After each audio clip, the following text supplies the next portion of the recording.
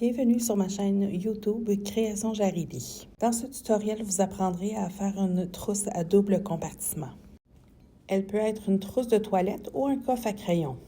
C'est à vous de décider si vous voulez utiliser de l'entoilage ou non. De mon côté, j'ai utilisé du Décoville Light pour l'extérieur et de l'entoilage de type SF101 pour les doublures. Vous pouvez mettre les tissus de côté. Nous allons commencer par installer les tirettes sur les zips. Vous pouvez également installer les tirettes à la fin, mais de mon côté, je préfère allonger le zip et installer les tirettes maintenant. Prendre le morceau extérieur qui mesure 12 pouces par 2,5 pouces. Plier en deux sur le sens de la longueur et couper un petit bout pour marquer le milieu. Répéter de l'autre côté et faire la même chose dans le sens de la largeur.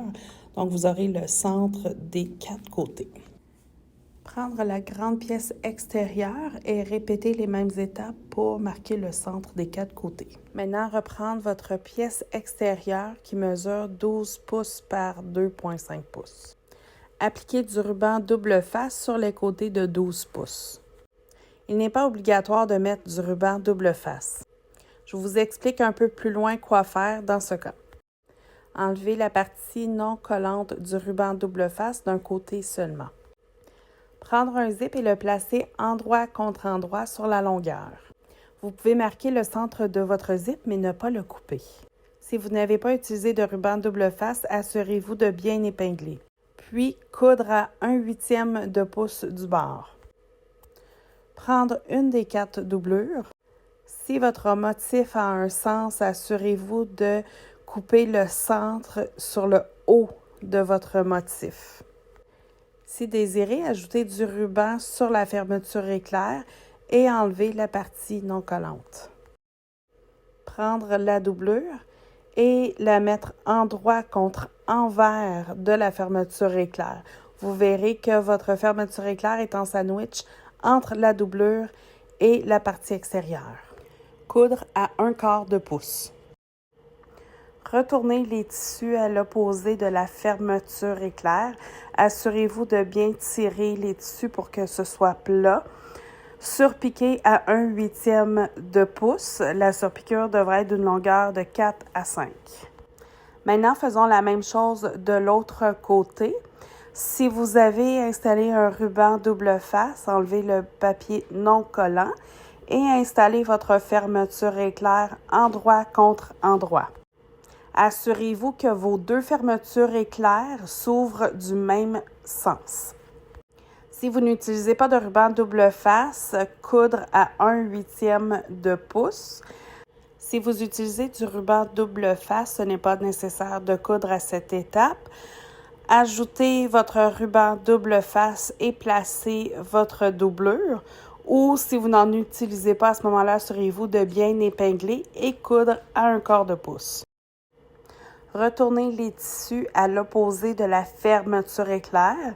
Assurez-vous que le tout soit bien tiré pour que ce soit plat, incluant l'autre doublure, et surpiquer à 1/8 de pouce. Prendre la grande pièce extérieure et marquer les milieux des quatre côtés comme vous avez fait pour l'autre pièce. Si vous avez une étiquette d'identification, c'est le temps de l'installer. Assurez-vous de la mettre sur le côté qui mesure 12 pouces. Reprendre votre pièce avec les fermetures éclair et y mettre du ruban double face si désiré. Prendre la grande pièce extérieure et la placer endroit contre endroit sur la fermeture éclair. Si vous n'avez pas utilisé de ruban double face, coudre à 1/8 de pouce, sinon poursuivre à la prochaine étape. Tournez cette pièce de l'autre côté et ajoutez du ruban double face sur la fermeture éclair. Prendre votre troisième doublure et la mettre endroit contre envers de la fermeture éclair en s'assurant de bien positionner au centre de la fermeture éclair. Coudre à 1/4 de pouce. Retournez la doublure en s'assurant de bien l'aplatir. Tournez le tout en s'assurant de tirer la doublure que vous venez de coudre ainsi que la grande pièce à l'opposé de la fermeture éclair et puis surpiquer à 1/8 de pouce. Retournez le tout pour avoir le dernier côté de la fermeture éclair non cousue. Mettre un ruban double face sur la fermeture éclair si désiré. Prendre l'autre côté de la grande pièce extérieure et la mettre endroit contre endroit sur la fermeture éclair. Si vous n'avez pas utilisé de ruban double face, coudre à 1/8 de pouce, sinon passez à l'autre étape. Vous pouvez marquer le milieu de votre fermeture éclair, mais ne pas la couper et y ajouter du ruban double face si désiré. Prendre votre dernière doublure et la mettre endroit contre envers de la fermeture éclair, puis coudre à 1/4 de pouce. Nous allons maintenant ouvrir cette fermeture éclair pour permettre de bien surpiquer. Par contre, avant de ce faire, assurez-vous de coudre l'extrémité de votre fermeture éclair pour s'assurer que la tirette ne sorte pas. Sinon, ce sera plus difficile de s'aligner droit par la suite. Donc, moi, je fais quelques avances-reculs avec ma machine à coudre sur l'extrémité de la fermeture éclair. Ouvrir au complet votre fermeture éclair. Faire comme l'autre côté, repousser la doublure et l'extérieur à l'opposé de la fermeture éclair afin de pouvoir surpiquer à 1/8 de pouce. Vous pouvez fermer votre fermeture éclair pour vous donner une idée de ce que ça a l'air. L'endroit de vos doublures se retrouve chaque côté de l'ouverture de la fermeture éclair, ce qui vous donne 2 pochettes. Mettre cette pièce de côté. Si vous désirez y ajouter une poignée, prendre la pièce extérieure de 7 et 7/8 de pouce par 4 pouces. Marquez une ligne à 2 pouces sur le sens de la longueur sur l'envers du tissu. Ajoutez du ruban double face de chaque côté de la ligne. Repliez chaque côté au centre de votre pièce. Pliez en deux et surpiquez à 1/8 de pouce de chaque côté. Maintenant, poursuivons avec le coffre. Prendre les doublures et mettre endroit contre endroit et épingler tout le tour. Assurez-vous de bien aligner les côtés. Coudre tout le tour de cette doublure à 1/2 pouce. De mon côté, je préfère le coudre en 2 coups, donc je commence au bas de la pochette et je couds jusqu'à la fermeture éclair, puis je recommence de l'autre côté. Je trouve ça plus facile une fois rendu à la fermeture éclair et au besoin, j'utilise un hump jumper. En français, il semblerait que ça s'appelle une plaque de dégagement. Même si vous ne cousez pas jusqu'à la fermeture éclair, ce n'est pas dramatique. Donc, vous pouvez quand même laisser un petit espace juste avant la fermeture éclair. Je continue maintenant de l'autre côté de ma pochette. Pour la deuxième pochette, on va refaire les mêmes étapes, donc les doublures endroit contre endroit.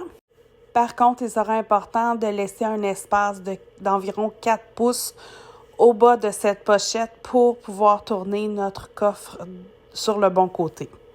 Assurez-vous de bien bloquer vos coutures pour s'assurer que le tout ne déchire pas une fois que vous allez retourner votre coffre. Voici donc l'espace par lequel le coffre sera retourné du bon côté.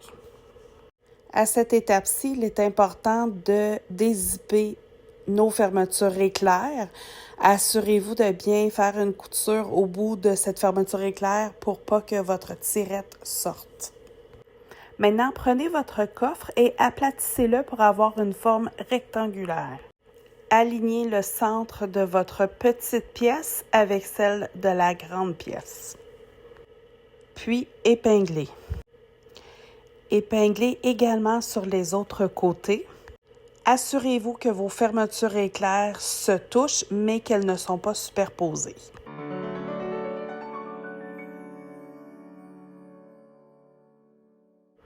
Une fois ce côté épinglé, faire la même chose de l'autre côté.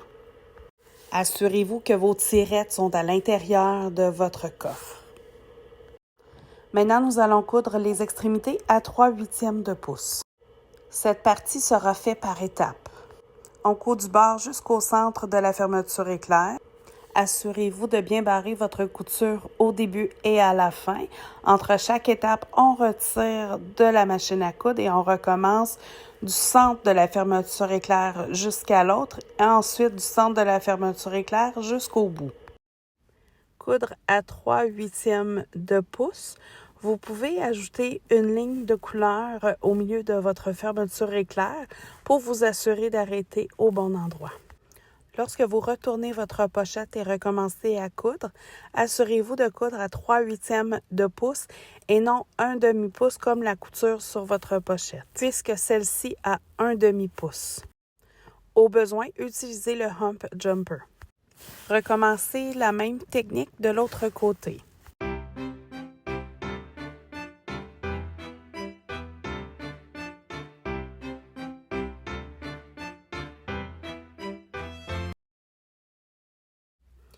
Coupez l'excédent des fermetures éclair.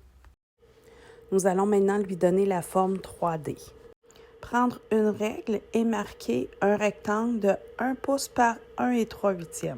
Si vous préférez, vous pouvez également mesurer 1 pouce par 1 pouce, mais 1 pouce à partir du bord et 1 pouce à partir de la couture. Faire une ligne sur le pli. Cette ligne vous aidera à vous aligner lors de la création du 3D. Faire la même chose sur les 3 autres côtés. Nous allons maintenant faire la même chose sur les doublures.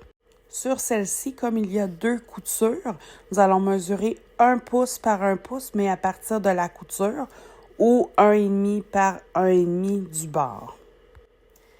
Je dis 1,5 puisque notre valeur de couture était de 1/2 pouce. Donc, c'est pour ça qu'il faut rajouter le demi-pouce. Donc, comme je disais, 1 pouce à partir de la couture ou sinon 1/2 par 1/2 à partir du bord. Maintenant, coupez les carrés sur les doublures ainsi que l'extérieur. Comme nous avons coupé sur les coutures, il est fort possible que les coutures se défassent un peu lorsqu'on va vouloir faire la forme 3D. Je vais donc aller recoudre sur le bord de chaque couture de la doublure et la couture de l'extérieur, afin de solidifier le tout. Pour cette partie, je préfère commencer par les doublures. Donc, aligner les coutures ensemble. Ouvrir les coutures afin qu'elles soient aplaties, puis épingler. Maintenant, coudre à 1/4 de pouce. La couture se fait à 1/4 de pouce pour les doublures, mais à 1/8 pour l'extérieur. Répétez pour les 3 autres côtés des doublures.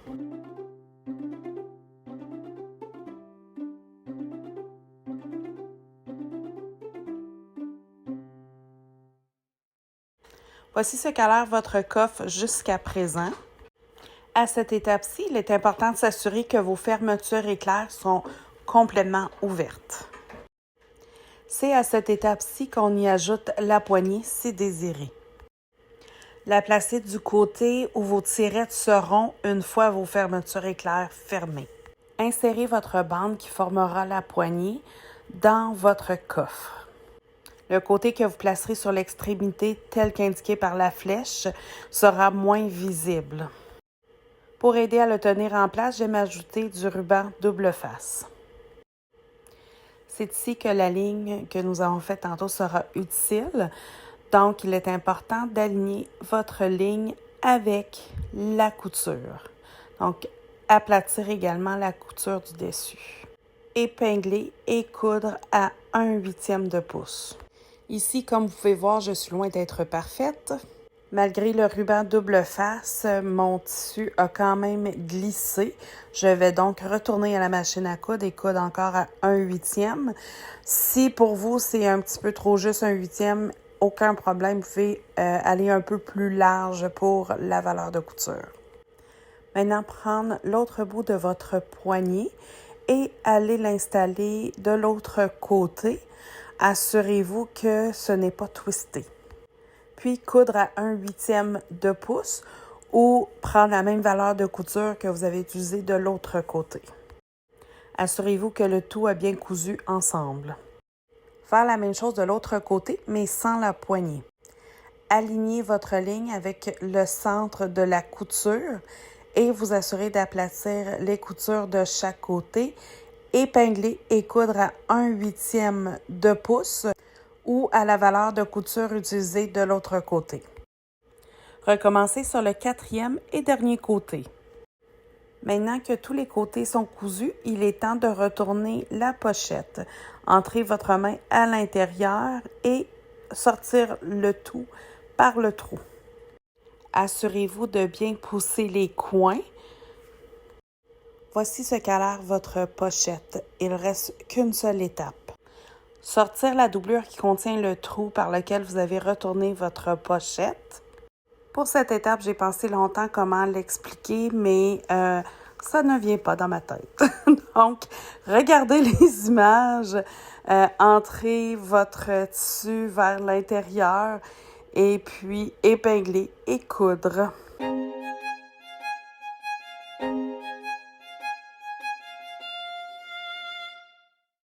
Bien placer les coins à l'intérieur de votre pochette. Et voilà, votre trousse est terminée. Si vous avez aimé mon tutoriel, dites-le moi en commentaire et surtout n'hésitez pas à partager. Vous aimeriez voir d'autres tutoriels? Dites-le moi en commentaire. Abonnez-vous à ma page YouTube pour vous assurer de ne rien manquer.